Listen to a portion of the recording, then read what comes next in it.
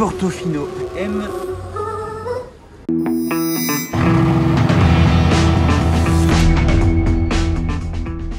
Hello everybody, this is Philippe, j'espère que tout le monde va bien les amis, on se retrouve pour une nouvelle vidéo à Monaco. Je vais faire de mon mieux pour vous filmer des choses intéressantes aujourd'hui. Je vais faire un petit tour vers le casino comme d'habitude, le portier, peut-être le port, les concessions, on verra ce qu'on a de beau à se mettre sous la dent. Si vous découvrez ma chaîne YouTube, n'oubliez pas de vous abonner pour voir mes prochaines vidéos. Il y a aussi mon Instagram qui s'affiche et l'Instagram de la marque que j'ai créé il y a quelques mois. Bon bah ceci étant dit, on embarque pour une nouvelle journée ensemble dans Monaco les amis. Allez go!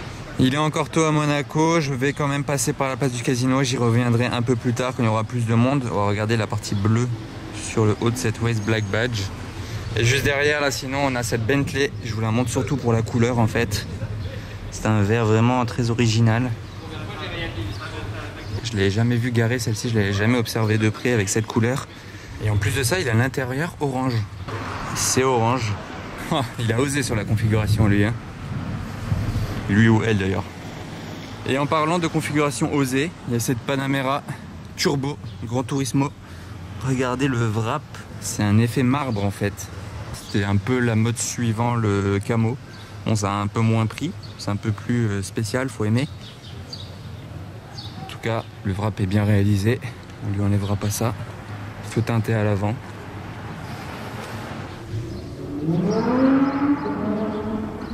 Vous avez entendu là la Huracan? Je sais pas où c'était mais bon ça a bien résonné. Et je voulais juste dire qu'il n'y a que des Porsche là sur le parking de l'hôtel de Paris. Une là, celle-ci, les deux Cayenne. Le convoi stylé de Ferrari.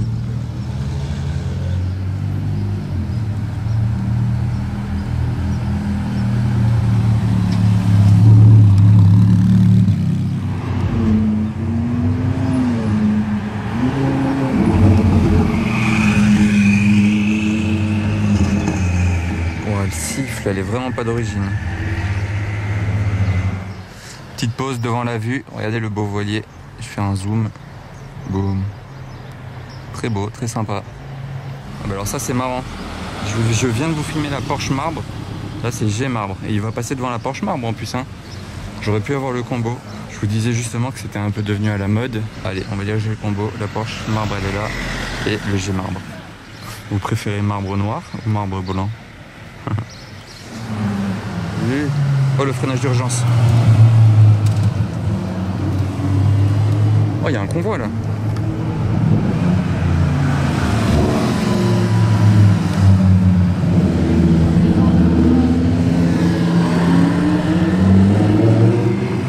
Wow, c'était ouf. Et je sais pas si vous avez vu la TDF, elle était en freinage d'urgence, il y avait les warnings parce qu'il arrivait assez fort. J'ai pas filmé le début parce que je venais d'arriver là, mais c'était ouf.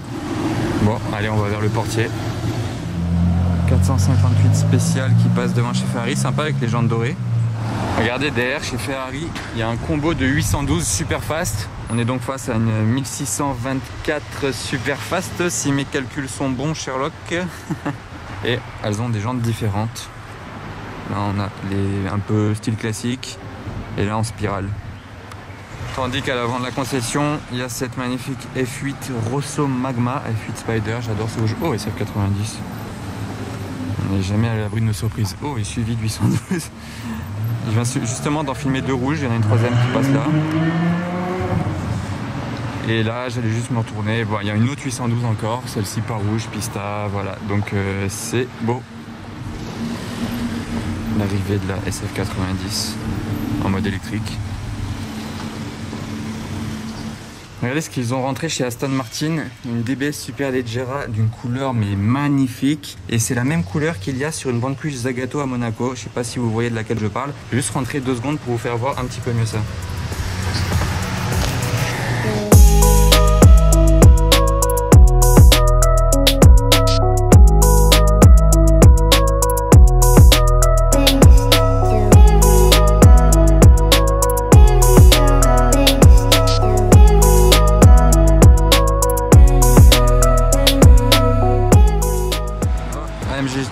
Verte. Ah bah il tourne, peut-être qu'il va passer devant nous, je sais pas.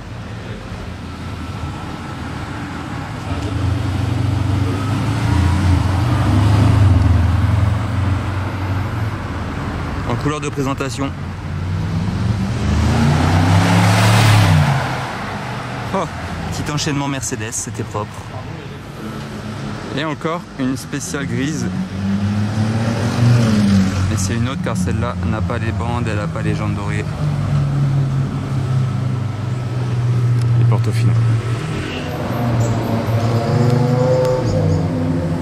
Le convoi. Bon, belle barrière par contre.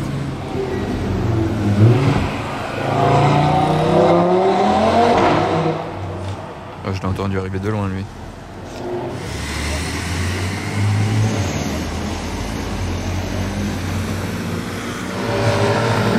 GTS, on va en voir plein cet été, je le sens.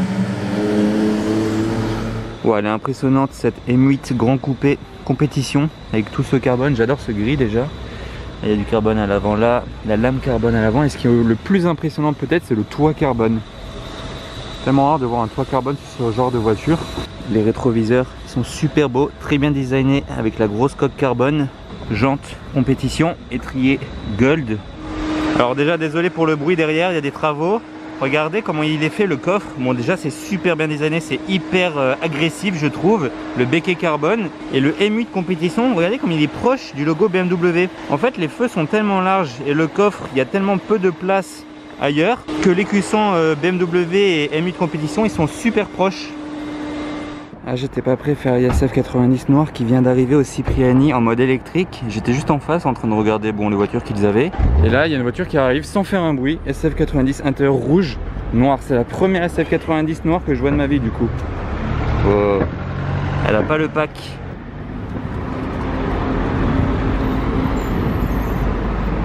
Et le voiturier la gare du coup en mode électrique. Hein. Elle fait vraiment pas le figure la pauvre 488 devant une SF 90. Wow. Regardez l'intérieur. Elle a quand même le pack carbone à l'intérieur. Regardez les volants carbone. Mais à l'extérieur, ouais, elle a même pas le carbone sur cette partie-là. Je me demandais l'autre fois si c'était d'origine ou pas, vous vous souvenez? Parce qu'il y avait une SF90 au casino qui avait du carbone nulle part, sauf ici. Donc je me disais peut-être que c'est d'origine. Mais en fait non, parce que celle-ci, elle ne l'a pas là non plus.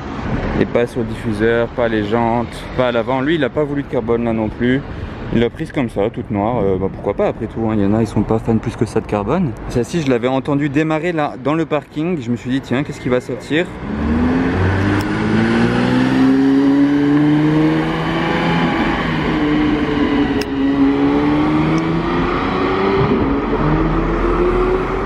On a encore une Porsche, une turbo.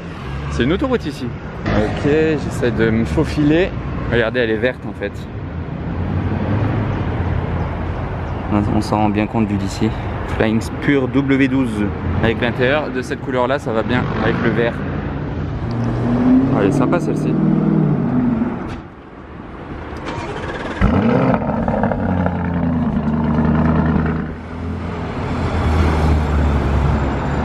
Oh, regardez Fari SF rouge là.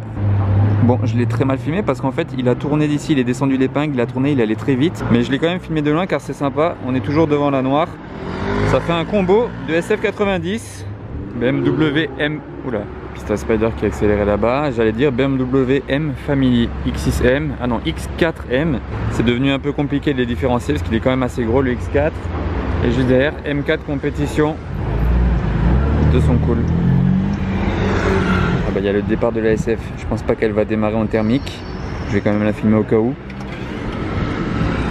Ça c'est fait.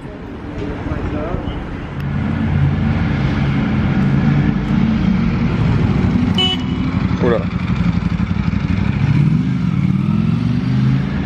AMG GTR. Je crois pas que ce soit une Pro, ça c'est lui qui a rajouté du covering dessus. Ah, Charles Leclerc en Roma noir après la SF noire. Et vous voyez sa plaque L016. Donc L c'est pour Leclerc et 16 c'est pour son numéro en Formule 1. Ah bah, la SF vient de repasser donc on a une deuxième chance pour le start-up.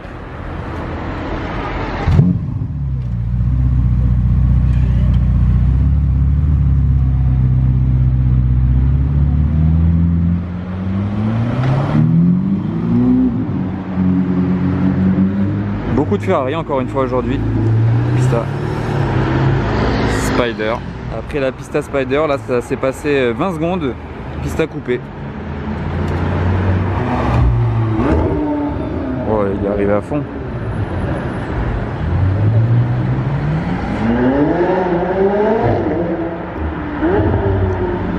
Oh, il est trop chaud. Vous avez vu l'aileron même qui s'est levé quand il a freiné?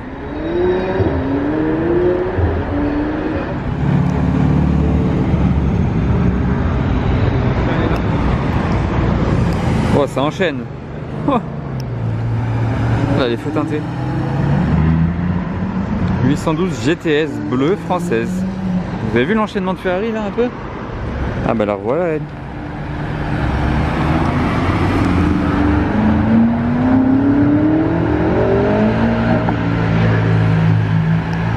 Je passe devant la concession Scuderia Monte Carlo et ça me fait penser que je vais aller voir un petit événement chez Ferrari à Fontvieille tout à l'heure dans la concession. Je vous en dis pas plus pour l'instant, mais il y aura plusieurs modèles Ferrari, donc je vous retrouverai là-bas juste après et ça va être très sympa je pense.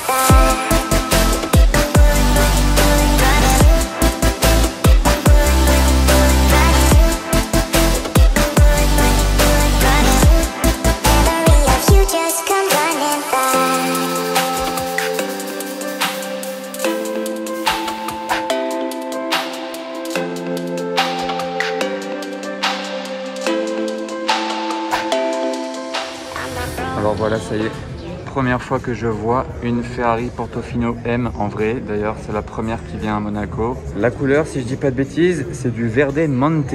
Donc c'est un bleu avec des reflets un petit peu verdâtre doré, vous voyez. C'est un bleu avec vraiment des reflets, il faut voir bien la lumière. Voilà, là on voit bien, ici. C'est très sympa en tout cas, ça lui va bien. Pour les données techniques, vous avez tout affiché ici. J'ai pas besoin de tout lire, mais bon, dans les grandes lignes, V8, 620 chevaux, 0 à 100, 3 secondes 45. On va voir ce que l'intérieur donne. Alors, c'est bien une Portofino M. C'est rappelé sur les tapis. Voilà, donc ça, c'est les derniers volants avec le pack carbone. Celui-là, il n'est pas tactile, pas comme sur la SF90. Bon, c'est pas plus mal non plus. L'écran au milieu, il est vraiment grand. Par contre, pour la clim, c'est toujours les vrais boutons, c'est pas tactile. Là, ça n'a pas changé non plus au milieu. C'est les dernières clés Ferrari comme ça, mais c'est pas non plus celle qui représente un écusson avec le cuir derrière. Pour la Portofino, ils ont gardé celle-là. Regardez le niveau de finition. Il y a une ligne de cuir là, sur la partie centrale. C'est très très propre.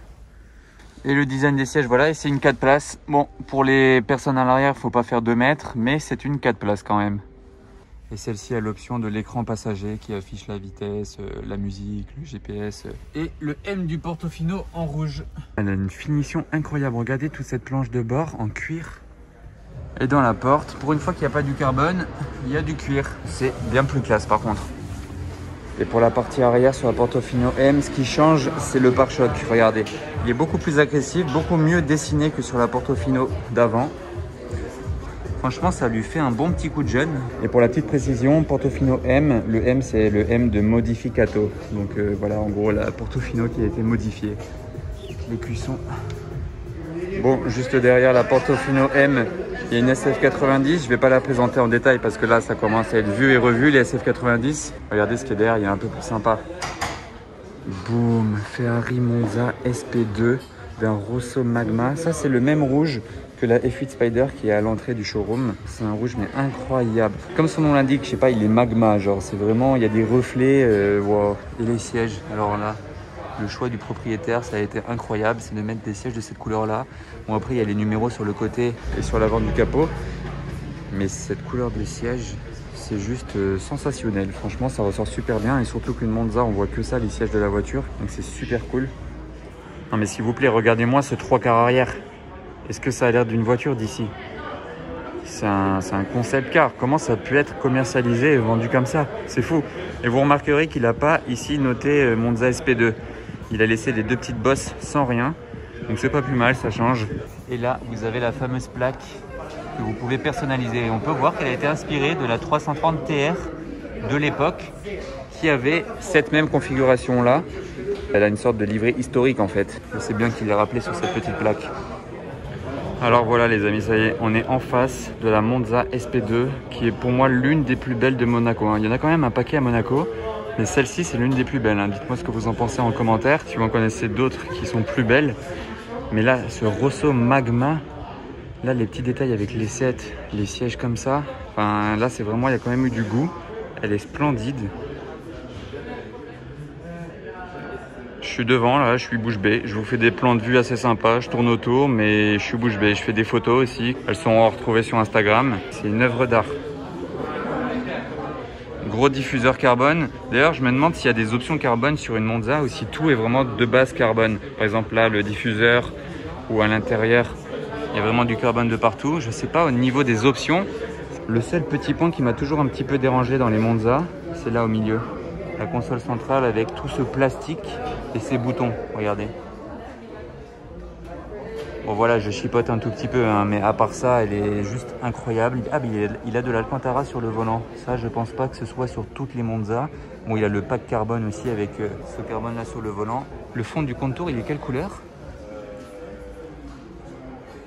Ah tiens, c'est intéressant, il est noir. Ok, je pensais qu'il aurait été rouge, mais pourquoi pas. Les sièges, ils sont en tissu d'ailleurs. On dirait de l'Alcantara, mais non, c'est du tissu, regardez. Vous voyez?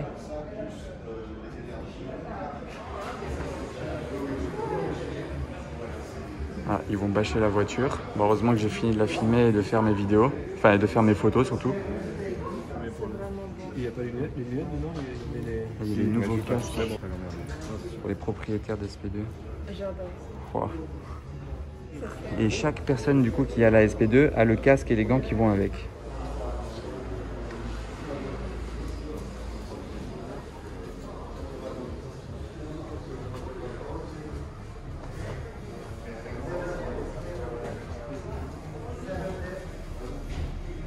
Bah, c'est rapide de bâcher une SP2.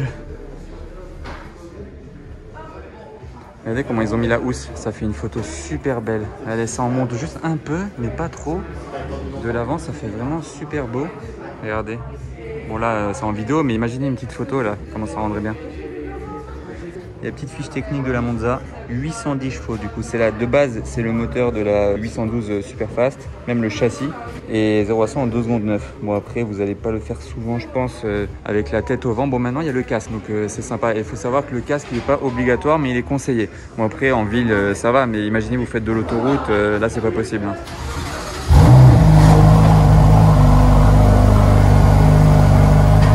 Le Rosso Magma.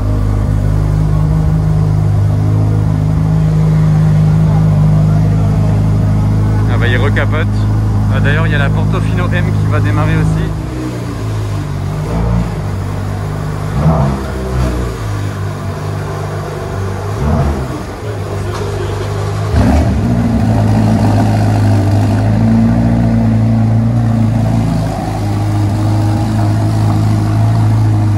Bon, ça résonne hein, les deux dans la concession là.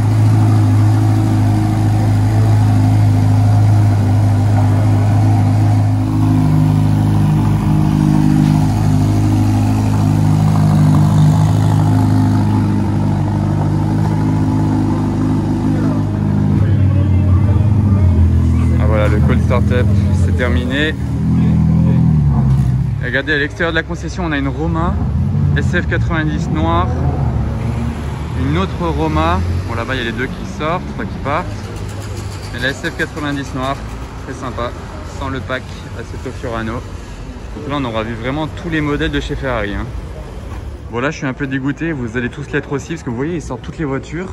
Et là en fait la Monza SP2 devait sortir aussi aujourd'hui parce que là l'événement est fini, elle devait partir, mais vu qu'il pleuvote dehors, ben non, manque de peau, elle va pas partir aujourd'hui. J'aurais voulu vraiment vous filmer le start-up là dans la concession, on l'a filmé sortir, mais malheureusement on ne va pas la voir en mouvement. Je suis un peu dégoûté, mais bon je suis quand même hyper content de l'avoir vue hein, parce que c'était la seule Monza de Monaco que je n'avais jamais vue. Maintenant le départ de la SF, bon je pense qu'il va sortir en électrique. Hein. J'ai rien dit.